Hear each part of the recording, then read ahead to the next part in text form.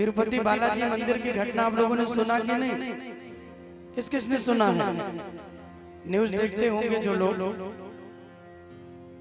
अब बताओ, इतना बड़ा हमारे भारत का मंदिर,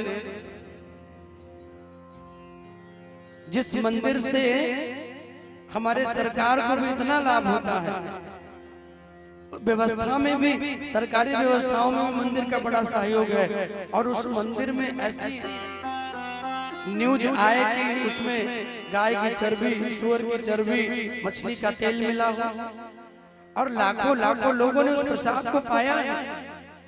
अब कई लोग कहते हैं महाराज हमने उस दूषित घी वाले प्रसाद को खा लिया तो क्या धर्म नष्ट हो गया?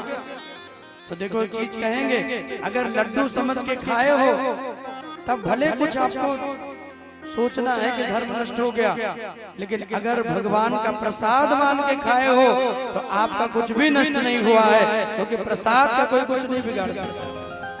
भाई हम तो अनजाने में खाए ना, हमको तो पता नहीं कोई देने वाला कैसा है, उसको दिया क्या मिलाया, लेकिन जिन्होंने ऐसा दुष्कर्म किया है, मेरा प्रभु मेरा परमात्मा उनको तो दंड देगा ही, वो नहीं बचने वाले हैं।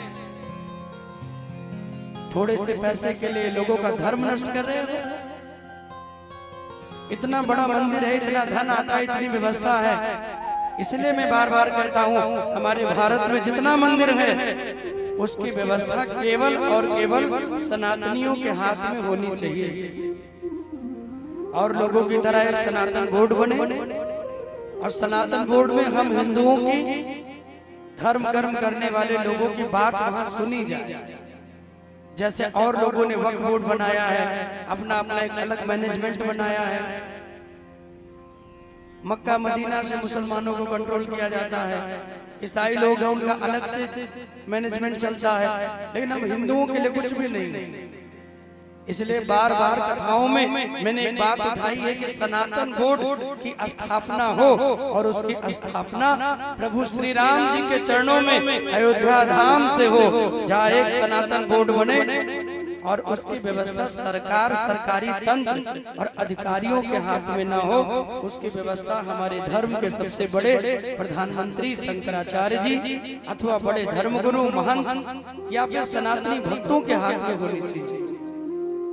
कि हमको अगर उसकी चर्चा करनी है तो हम उसकी बात कहाँ करें? हमारे मंदिर में कोई अव्यवस्था है तो हम वहां अपनी बात को रख पाएंगे?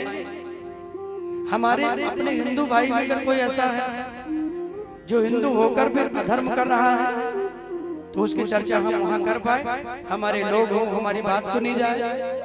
और अयोध्या धाम से इसलिए क्योंकि अयोध्या के आसपास गोरखपुर, पूर्वांचल, फिर उसके बाद बिहार का क्षेत्र लग जाता है, जहां पर हमारे दलित भाई बहनों को लोग धन का लालच देकर, रुपए पैसे का लालच देके, कुछ भी लोभ लालच दिखा के उनके धर्म का परिवर्तन करा दे रहे हैं।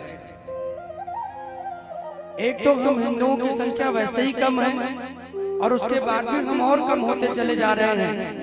बार बार मैंने कहा है कि जाति पाति में नहीं बंटना है, चाहे कोई क्षत्रिय हो, वैश्य हो, यादव हो, पंडित हो, ब्राह्मण हो, सबसे पहले वो हिंदू है, वो सनातनी है। इसलिए जाति पाति का भेद मिटाना है।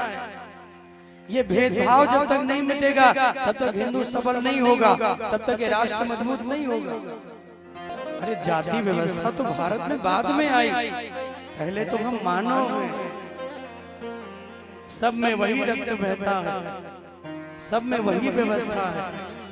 तो इसलिए जितने सनातनी हैं, जितना हिंदू समाज है, वो हमारा अपना है। हमको अपने दलित भाइयों को भी लेके चलना है, उन्हें समझाना है, उनके पास जाना है, उन्हें बताना है कि अपने धर्म को नहीं छोड़ना है। गीता में भगवान कहते हैं स्वधर्मम निधनम श्रेया परधर्मो भयावह। तिवारी जी, अपने धर्म में मर जाना उत्तम है, अपने धर्म में मृत्यु भी मिल जाए, लेकिन हम अधर्म नहीं करेंगे।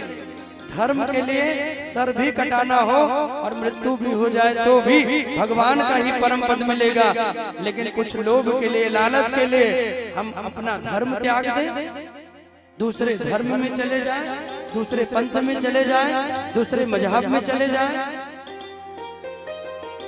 ये बड़ा पाप है, बहुत बड़ा अपराध है। इसलिए हम हिंदू समाज की, सनातन प्रेमियों की, बड़े बड़े महंत साधु संत मठाधीशों की ये जिम्मेदारी है कि वो अपनी आवाज उठाएं। जिनको सुनने वाले लाखों करोड़ों लोग हैं, वो सनातनी को एक करें और एक सनातन बोर्ड बने जहां हम अपनी बात रख सके। हमारे के मध्य में अगर कोई गलत कार्य कर रहा है तो उसकी बात भी वहां हो, हमारे मंदिरों पर कोई आघात हो तो उसकी बात हो, कैसे हम धर्म का विस्तार करें उसकी बात हो, कैसे हम हिंदू समाज को एक करें उसकी बात हो।